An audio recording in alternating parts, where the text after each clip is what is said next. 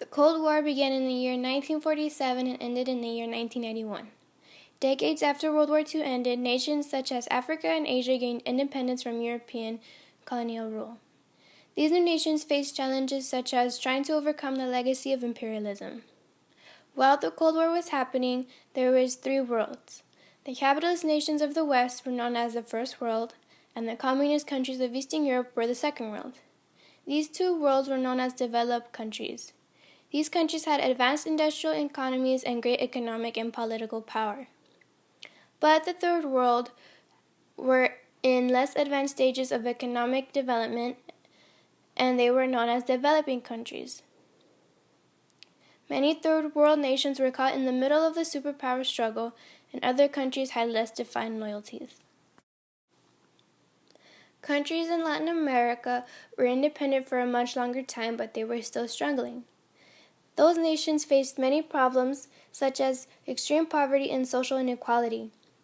A small minority of citizens held the most of the wealth and power that they had. Controlling the reins of government, the upper class was able to stiff-file reforms that might help the poor and benefit the nation. During the 50s and 60s, a number of nationalist leaders emerged into the Third World. The leaders wanted to build a stronger and more developed country. They also wanted to lower the influence of foreign powers over the affairs that they had. While that was going on, they also needed aid and assistance from wealthier nations.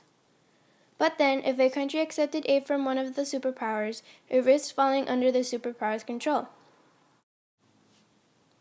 The Prime Minister of India helped his country gain independence from Great Britain in 1947. The Prime Minister of India, along with President Gamal Abdel Nasser of Egypt and President Sukarno of Indonesia, held a conference at Bandung, Indonesia in 1955. While this was happening, 29 Asian and African states condemned colonialism and asserted their freedom from the restrictive Cold War alliances. Because of this, more than 110 countries eventually joined the movement. But sadly, this movement did not work. The reason is because member states collided with each other and failed to build a unified policy. Also, superpowers sought access to the natural resources of developing worlds, such as crops, metals, iron, other resources like oil, stuff like that. And they had to find new ways to obtain these products after the post-colonial era.